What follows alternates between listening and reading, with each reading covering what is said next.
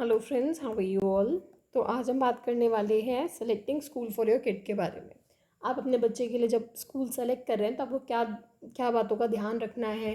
अगर आपका बच्चा पहली बार स्कूल जा रहा है या फिर हो सकता है कि आप उसका स्कूल चेंज करा रहे हो, तो इन सब बातों का आपको ध्यान रखना है कि कौन कौन सी चीज़ों को हमें स्कूल में जाते वक्त पूछना है या कौन सी जानकारी हमें इकट्ठा रखनी है, और तभी आप डिसाइड करें कि कौन से स्कूल में आप बच्चे को पढ़ा रहे हैं।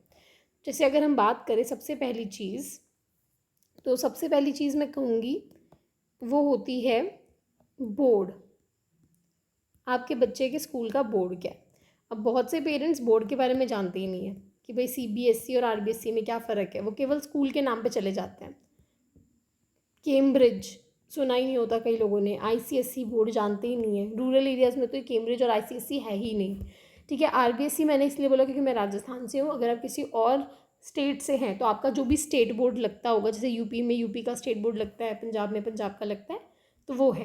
तो देखिए सीबीएसई जो है वो ऑल ओवर इंडिया में हर स्टेट में सीबीएसई स्कूल्स होते हैं क्योंकि ये सेंट्रल बोर्ड है। ठीक है, तो सीबीएसई स्कूल्स में क्या होता है, जब आपके बच्चे पढ़ते हैं तो उन्हें 9th-10th में जो उनका पेपर बनता है 9 से लेकर 12 तक, जो बोर्ड एग्जाम होता है 10th और 12th के, उनमें उनके क्वेश्चन आउट ऑफ कोर्स काफ़ी ज़्यादा आते हैं। कोर्स मतलब कि मैं बोलूँगी आउट ऑफ बुक आते हैं। कोर्स तो नहीं बोलूँगी, बुक से बाहर के आते हैं। रिफ्रेशर्स पढ़नी पड़ती हैं, बच्चे 5-5 6-6 रिफ्रेशर्स ले लेते हैं। मैथ साइंस के लिए इतनी सारी बुक ले लेते हैं, एसएसटी के लिए भी रिफ्रेशर ले लेके उनको रटते हैं।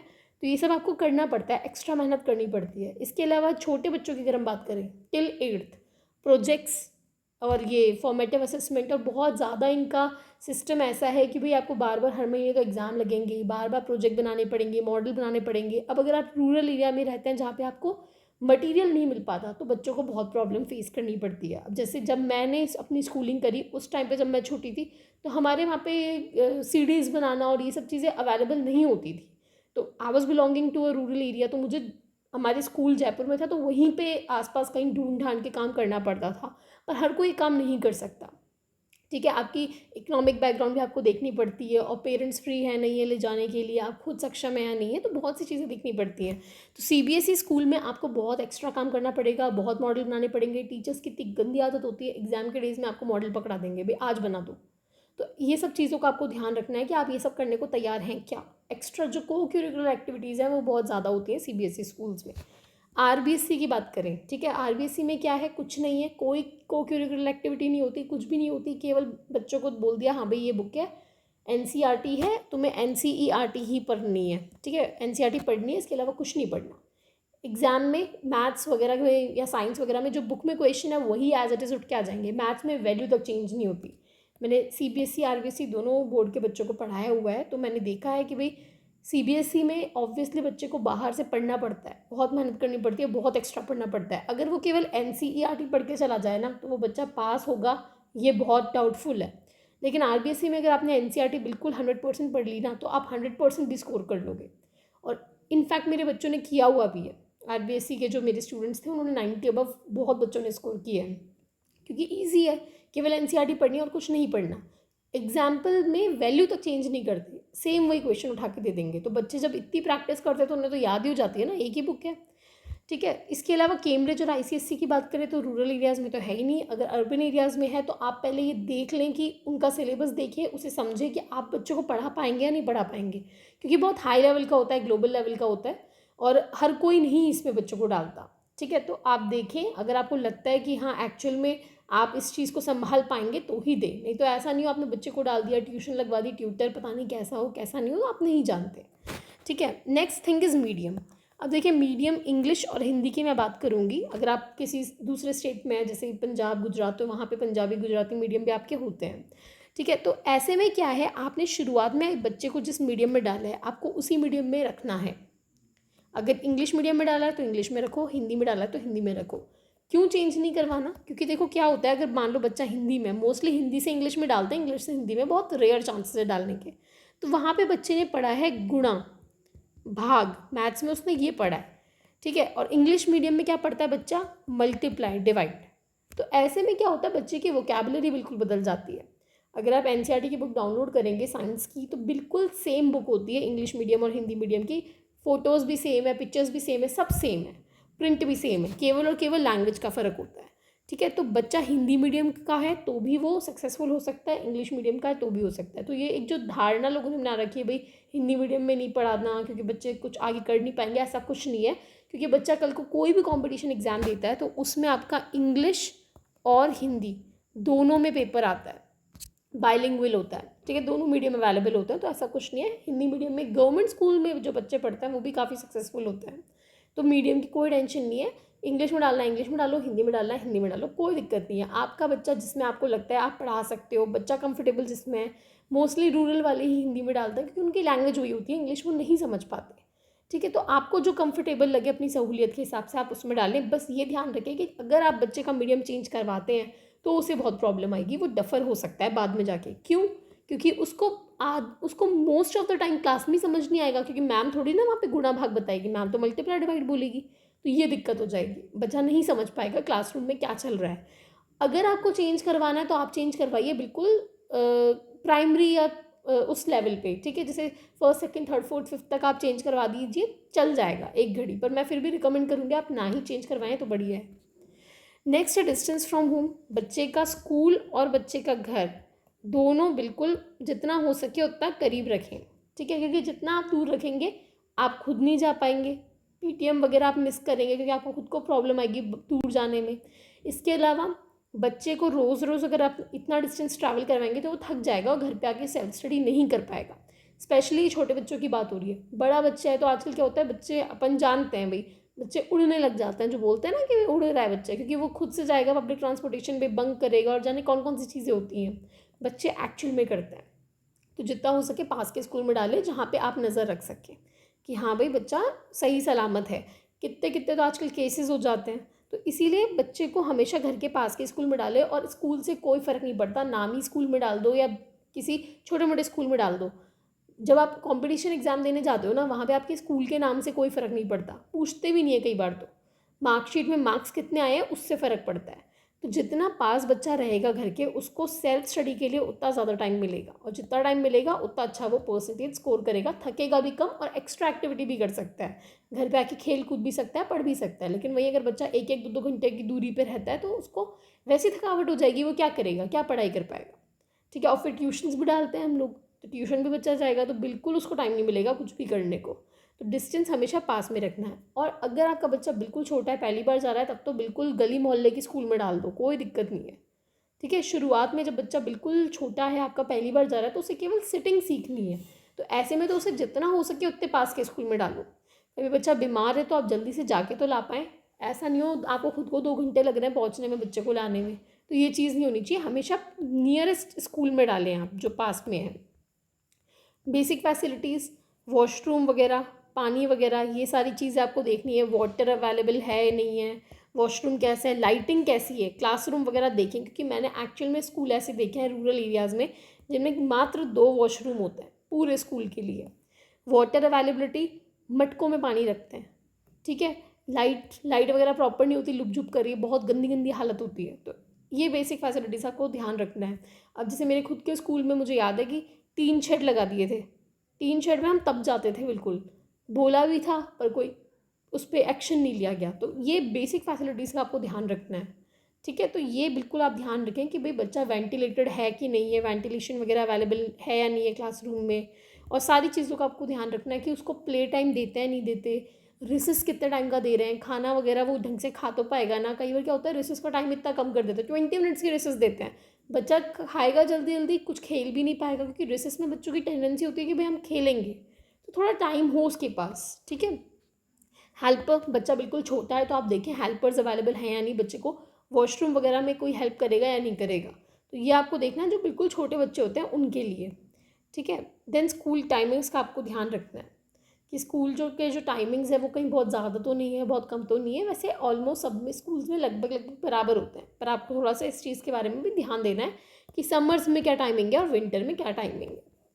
Then comes dress code. अब क्या होता है कई बार ड्रेस कोड वगैरह पे आप ध्यान नहीं देते, ठीक है, और कल को चल के आपको लगता है कि बच्चे की ड्रेस बहुत ऑड है, बहुत ऑकवर्ड है, ठीक है। तो आपको इन बातों का ध्यान रखना है, जैसे कि कई बार गर्ल्स अनकंफर्टेबल हो जाती है स्कर्ट्स पहनने में, 11th-12th में आ गए, बहुत बड़े हो गए, तो आपको लगता है ऑड लग रहा है। तो उन चीज़ों का आप ध्यान रखें कि आपका बच्चा उस चीज़ में कंफर्टेबल रहेगा या नहीं। ड्रेस वगैरह लेते हैं तो आपको थोड़ी उसके लिए कंफर्टेबल ओवर साइज़ लेनी है, कैसे लेनी है, बहुत ज़्यादा ओवर साइज़ भी नहीं लेनी। तो उन सारी चीज़ों का भी आप ध्यान रखें कि ड्रेस कोड वगैरह उसका सही है या नहीं।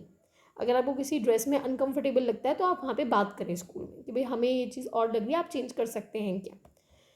Then come subject available. अब क्या होता है, बच्चे को आपने छोटे में तो डाल दिया स्कूल में, आपने तब तो ध्यान दिया नहीं, अभी तो बहुत टाइम है, 11th में जाके सब्जेक्ट लेगा। बाद में अगर आप उसको स्कूल से चेंज करवाते हैं केवल इसलिए कि उस स्कूल में सब्जेक्ट अवेलेबल नहीं है उसकी पसंद का, तो उसके लिए बिल्कुल नई स्टार्टिंग हो जाती है। क्योंकि क्या होता है, जब आप पहले से किसी स्कूल में पढ़ते हैं टीचर्स आपको जानते हैं, आपके बच्चे को जानते हैं, आपकी बात सुनते हैं और समझते भी हैं। जब आप किसी नए स्कूल में जाते हैं तो क्या होता है, आप बिल्कुल नए नए होते हैं, तो आपको एडजस्ट होने में महीने, 2 महीने, 3 महीने लग जाते हैं। और कई स्कूल्स में तो ये होता है, बच्चों को रिजल्ट जो आते हैं मार्क्स के बेसिस पे जज किया जाता है। तो जब तक फर्स्ट ऐसे में बच्चा टॉप नहीं करेगा तब तक उसकी कोई सुनवाई नहीं की जाएगी। तो सब्जेक्ट आपको पहले से ही देखना है कि आपका स्कूल क्या क्या सब्जेक्ट ऑफर कर रहा है। जैसे कि ऑप्शनल सब्जेक्ट्स होते हैं, कई स्कूल केवल मान लीजिए साइंस कॉमर्स दे रहे हैं, आर्ट्स नहीं दे रहे, कई आर्ट्स दे रहे हैं, कॉमर्स दे रहा है, साइंस नहीं दे रहे। तो आपको सारी बातों का ध्यान रखना है। और ऑप्शनल सब्जेक्ट में बहुत मारामारी होती है, जैसे कि सोशियोलॉजी। सोशियोलॉजी आज तक मेरे स्कूल में अवेलेबल नहीं है, ठीक है। सोशियोलॉजी के अलावा ड्राइंग, ड्राइंग बहुत से स्कूल में अवेलेबल होता है, मुझे तो पता भी नहीं था। बाद में पता पड़ा कि मेरे कुछ फ्रेंड्स कॉलेज में जो मिले उनके पास ड्राइंग भी थी। स्कूल में ड्राइंग भी होती है बट हमारे में नहीं थी। तो ये चीज़ आपको पता होनी चाहिए कि भाई साइकोलॉजी, सोशियोलॉजी, ड्राइंग और इतने सारे सब्जेक्ट्स होते हैं जो कि बहुत से स्कूल ऑफर करते हैं। पर हो सकता है आपके बच्चे के स्कूल ने ऑफर नहीं किया और आपके बच्चे को कल को इंटरेस्ट आ गया मान लो सोशियोलॉजी में, वहाँ पे सोशियोलॉजी है ही नहीं, तो फिर आपको चेंज करवाना ही पड़ेगा या फिर बच्चे को मन मार के कोई और सब्जेक्ट लेना पड़ेगा, तो वो उसका फ्यूचर गलत हो जाएगा, ठीक है। Then comes accreditation certification. इस चीज़ का बहुत ध्यान रखना है कि भाई आपका स्कूल जो है वो मान्यता प्राप्त है या नहीं। अखबार में आए दिन फोटोज आती रहती हैं कि स्कूल खोल के बैठ गए, मान्यता ही नहीं है, फिर बंद करवा रहे हैं, सील करवा रहे हैं। तो ऐसे में बच्चों के भविष्य के साथ खिलवाड़ होता है। तो इन बातों का आपको ध्यान रखना है कि भाई आपका स्कूल सर्टिफाइड है या नहीं है। आप चेक करें, आप मांगे उनसे सर्टिफिकेट दिखाएं, वो दिखाएंगे आपको, ठीक है। वैसे तो आजकल वेबसाइट्स पे वो लोग अपलोड करके ही रखते हैं, तो आप वेबसाइट भी चेक कर सकते हैं, उनसे पूछ भी सकते हैं।